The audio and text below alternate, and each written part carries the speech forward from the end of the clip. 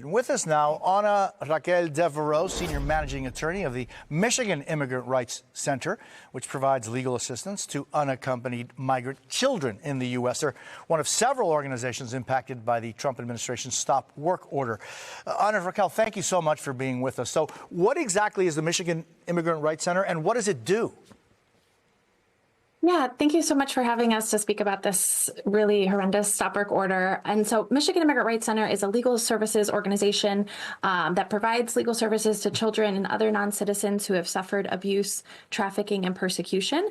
And we receive some of this federal funding and serve over 800 children at this moment and more, hundreds more every year through Know Your Rights presentations, legal services to help protect them from abuses within the systems and represent them before the adversarial immigration system where they are facing hearings and need to present themselves on their own if we were not there to accompany them. And so this stop work order has affected us as well as many other nonprofit organizations. About 26,000 children across the country are now do not have funding for legal services that they were otherwise receiving.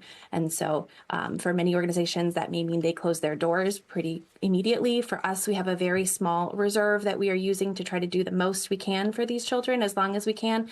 But without federal funding, it is just not possible to sustain this work on behalf of children.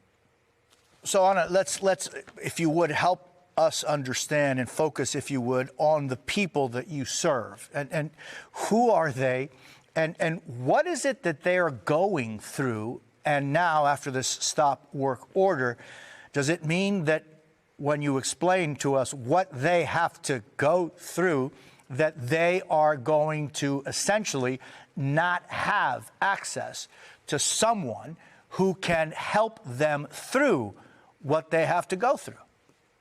Yeah. So these are children that have come to this country without an adult or guardian with them at that time. So they're unaccompanied, they're vulnerable. They range in age from itty bitty babies to teenagers. We've gone to court with children as young as 10 months old, particularly during the family separation crisis. They are initially within the federal custodial system.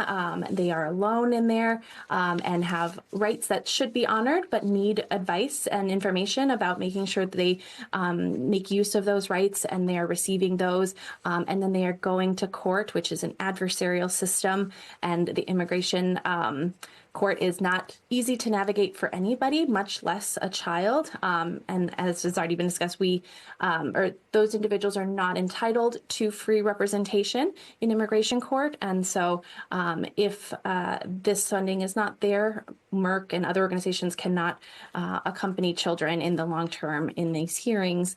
And so where they would be entitled to, they should be entitled under our law to due process, to be able to access the court and make their case for protection from the abuses that they have faced. There are many opportunities for them to seek those, but without a lawyer, it's practically impossible for anybody, much less a child.